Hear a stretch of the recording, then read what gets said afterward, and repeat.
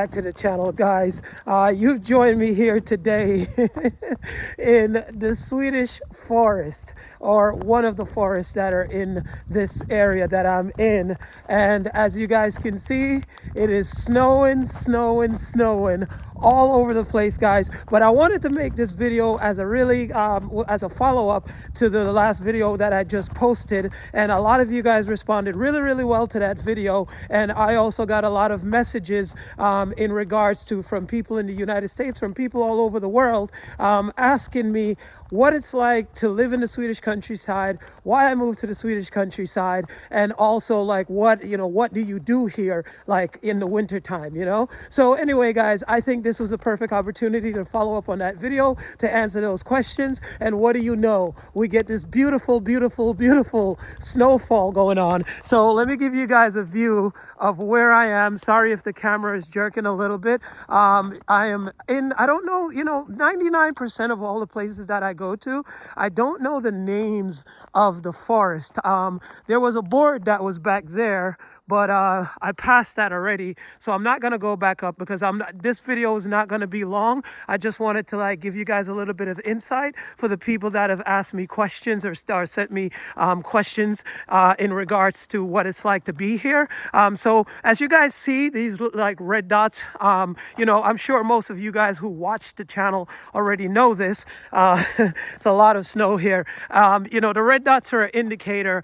There's one over there as well, which is red and blue. So it's an indicator, as I mentioned, guys. So there's the board, which I told you is back there that I just passed. It gives you like the colors and where these colors lead you to. So this red one actually goes like all the way down, and then it connects to a purple one, which leads me to a lake. But I'm not going to go down to the lake. I'm just going to take a walk down to, I've been in here before, so I'm going to take a walk down to a little like bridge where there's like a little stream, and I'll answer some of these questions as I go along the way. This is just like one of many like forest areas that are here in Sweden. And so to start off and answering the questions, so basically why I moved to the Swedish countryside is, again, as you guys know, I am from New York City. Grew up in New York my whole entire life. I am a New Yorker. I've been in Manhattan. I've worked in Manhattan, lived in Manhattan, partied in Manhattan,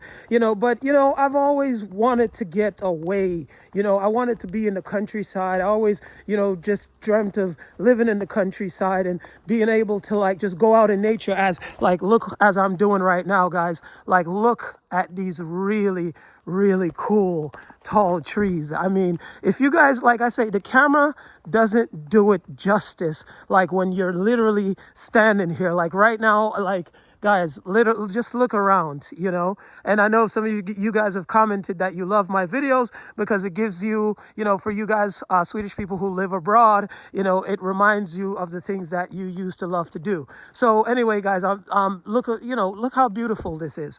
And the reason why I chose to come out here while there's a it's snowing, I wouldn't say a snowstorm, it's because it's so beautiful and it's majestic, and this is like the powdery snow as well. So anyway, guys, the reason, so moving to the Swedish countryside was basically, just to get away, to get out in nature and to appreciate nature more. And I had the opportunity to come here to Sweden. And, when I had that opportunity and the opportunity came up, I was like, okay, well, where am I going to buy a home, to live and things like that. And I looked at Stockholm. I do have a place still in Stockholm, but that was after I got my place here in the countryside. And I said to myself, I said, okay, I want a place and I want to be close to nature.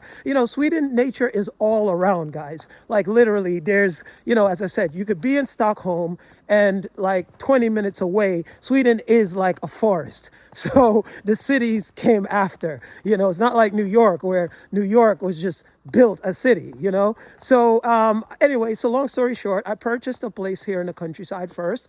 And, I never saw the place. I bought it online, talk about like what do you call the future, right? I bought the place online, never saw it, never walked through the rooms or anything. I literally looked online on Hemnet, contacted the real estate broker, placed my bid, bought the place, right? So first time I went into the place was after I bought it. So I came here and, bought a car and like literally drove, 2 hours from Stockholm's airport to the countryside, 2.5 hours to the home, and saw it. So anyways, I enjoyed it. I bought it because of the fact that I wanted to be close to nature as I am now. Guys, I'm going to interrupt myself. I'm so sorry, but I have to give you guys the view instead of just seeing me, because the camera doesn't do it any justice. Like, you literally have to be here with me right now as I'm walking through this forest by myself. Literally no one around, all these tall majestic trees, and you hear my voice echo.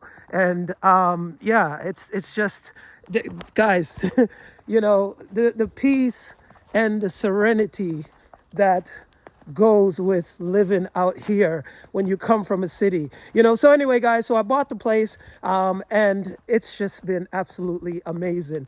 The summertime, amazing. Like, there's just lakes upon lakes upon lakes all around you guys, where you just go, you could swim, you just lay in the grass. You have all these forests to explore. You have mountains with waterfalls. I mean, I'm gonna do more videos like this, because yes, I do go to castles and I do visit castles. That's something that I really love to do, to start to learn about the history, especially now that I'm living in Europe.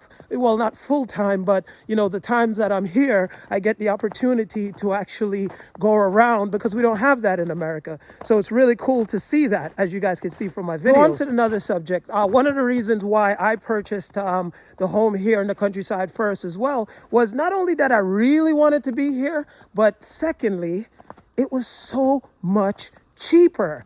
Like, guys, like, I have to look where I have to go, but I mean, look, guys, so there's this pathway that goes up that way, and there's another one over here.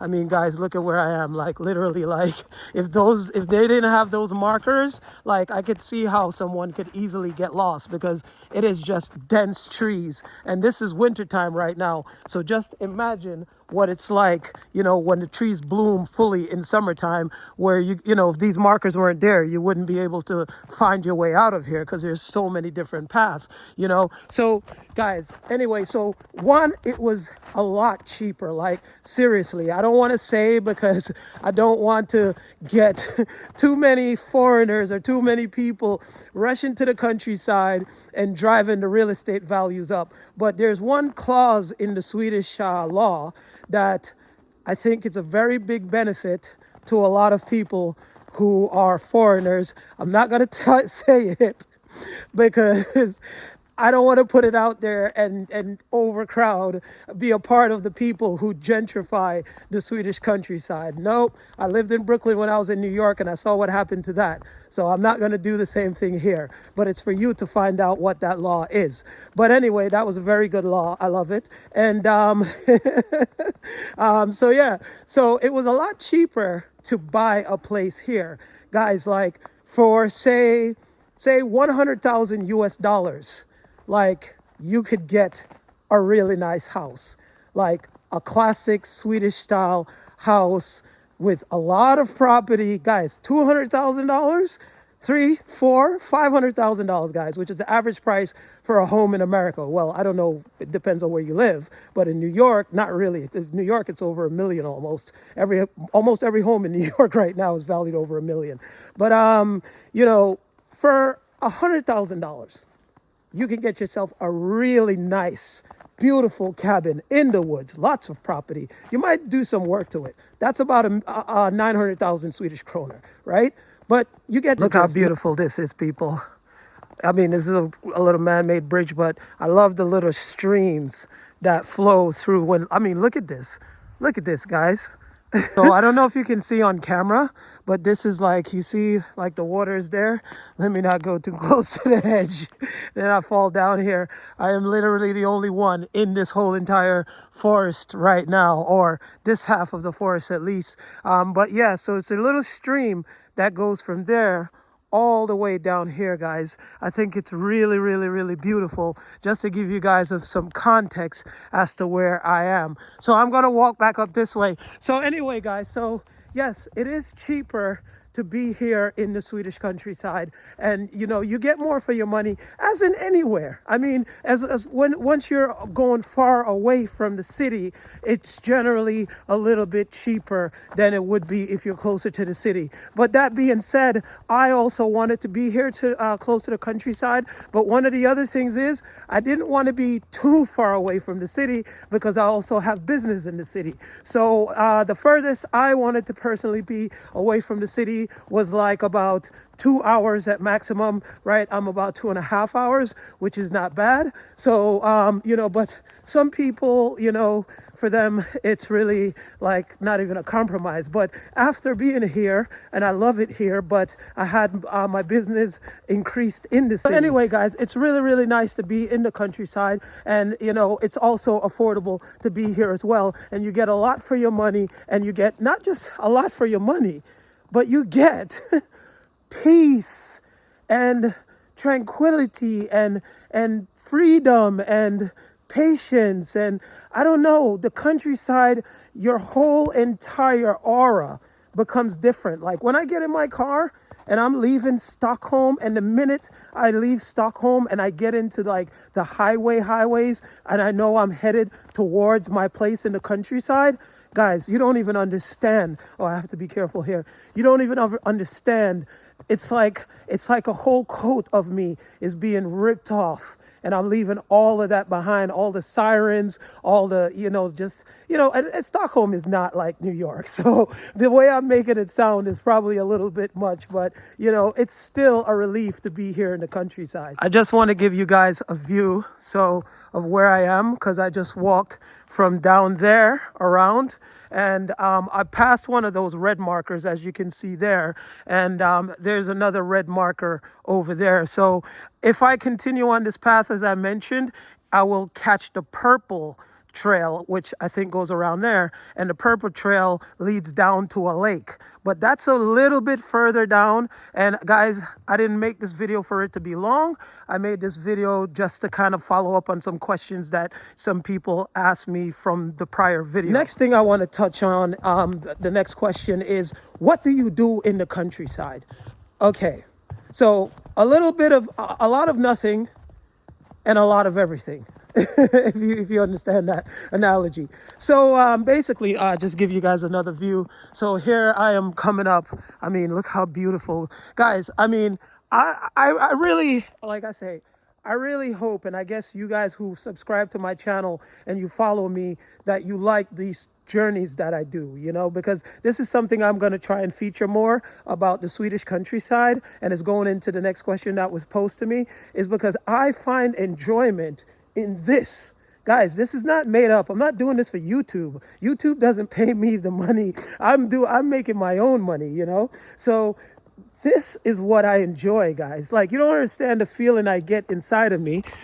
Just so you guys can see the feeling I get inside of me, like when I am here. Let me stop moving this camera so fast. I'm sorry. I keep, you know, but when I am here, guys, and I see, I don't know if this cameras capture it the same way as it doesn't, as I'm seeing it, but it's just so beautiful just standing here. And then you look up that hill and around that bend, and you know, I'm going that way, and you know, here's the red, and then this one leads to another path, but I'm continuing with the red. But then I'm going to turn back, because again, I don't want this video to be long. But guys, I enjoy this stuff. This is what I moved here for. What we do in the countryside, or what I do, guys, is things like this. You know, because, you know, as you know, the countryside is nature. But there's a lot of things to do. There's ice hockey. There's taking ATVs out here. There's snowmobiles. There's camping. There's, you know, fishing. There is skiing. There's so many things in Sweden to do in the winter time that I haven't even done yet. And I'm going to make it a point to make videos, highlighting these things, because, you know, I've only been like going to castles, and, you know, that was my focus, guys, because it's something new. And I love doing it. So I'm going to start focusing on doing more of these things so you guys can see, or the people who are out there who are thinking to move to Sweden, who are in the process of moving to Sweden, or you've met a Swedish woman and at some point you will come to Sweden. So I'm going to do more videos on that, because it's not a horrible some people think when I say, oh, I live in Sweden, or I go there a lot, or I have a place in Sweden, first thing they say, oh, it's cold. No, it's not. The weather in Sweden, actually, to me, minus the fact that it's gray a lot. In wintertime, it gets really, really gray. Give you guys a view. So in wintertime, it gets really, really gray. And sometimes it could be gray like it is today for months. So, guys, I'm going to turn around now, because I've reached a point, as I mentioned, I don't want the video to go long, and I wasn't planning to go really deep into the forest, because it's a long way to hit the purple trail. And, once you go up that hill and that bend, and the further I walk is the more I go down into a rabbit hole. The things like in the Swedish countryside, as I mentioned, to do, and I'm gonna make it a feature to highlight these things more, to do activities like skiing and doing ice hockey, which I've never done, and maybe snowmobiles. Also, doing the reindeer thing. You got to go really up north. But for anyone who's thinking about moving to Sweden, don't let anyone put you off. The weather in Sweden is literally similar. I wouldn't say it's similar to New York in the sense of when it's winter. But when it comes to sunshine in the United States, that's a big difference. In wintertime, it could be cold, it could be raining, but we have sunshine. We always have sunshine as if it was summer. That's the difference with New York, or I don't know, maybe other places. And see, guys, as I said to you before, it's a good thing the markers are here, because you saw I just went up that hill as I was making this video, and as I came back, I literally forgot where I was. I was like, wait, do I go right or did I go left? People, when you watch this on YouTube, or you see stuff on TV, I can understand, because the thing is, you could say it when you watch, like, how could you forget? But it's weird. It was like a weird thing that just happened to me, that it's like when you're here and you start to see all these trees and similar paths, your brain literally kind of gets, I don't know if it gets confused in a way. It's like it just dissipates your I don't know if I can explain this correctly, your common knowledge, so now I see why they have the red markers, because it's like your brain shuts down. Even though it's simple, because I guess if it's overloaded with the same thing, I don't know, guys, but yeah, it was a weird thing. I found a alien bunker. No, I'm kidding. I don't know what that is in there, actually. It seems that there's a door going into the side of a mountain or a giant rock. I don't know what they used to use that for. Maybe it's some old military thing, or it could be like a bunker or something like that. But anyway, guys, so one of the last questions, oh my God, I almost killed myself here. One of the last questions I want to answer is, so they asked me, how is it to live in the Swedish countryside as a person of color? And, what's my experience? How's my experience been? I've never really experienced any form of negativity, whether in Stockholm or whether it's here in the countryside. Most Swedes are generally really nice and respectful, but I'm not saying that there aren't people here that are, maybe negative towards the way you look or where you come from. But I haven't experienced that. And also in Sweden, even if they are, the culture here is, as I've just said, people aren't very expressive in the way they communicate their feelings. Some people will, I've had one or two situations where I could say I felt maybe there was something because of me being who I am, or my tone, but at the same time I don't focus on these things, because I'm here for the beauty, the happiness, and the joy that is Sweden. So if that does exist, I am yet to see it, but I'm not saying it doesn't. So to answer your question, I've been having an amazing time here in the Swedish countryside, as I'm sure you will too. That is it. My camera is acting up because the snow's falling, so you know the water gets it wet, but that is it. This is just a quick take to answer a few questions from the beautiful Swedish countryside. And guys, thank you so much for all the love on the last video, and I look forward to bringing you guys new videos coming. Thank you to all the new subscribers. This is my channel. This is what I do. I go to castles. I travel around Sweden. There's no rhyme or reason. I just pick up a camera and I go and I just document my trip. And this is what I love to do. So thank you guys for coming, for subscribing to the channel. And I hope to bring you videos that will make you happy. Please comment, please like, please share the videos. Peace, love, joy. Thank you guys, and happiness.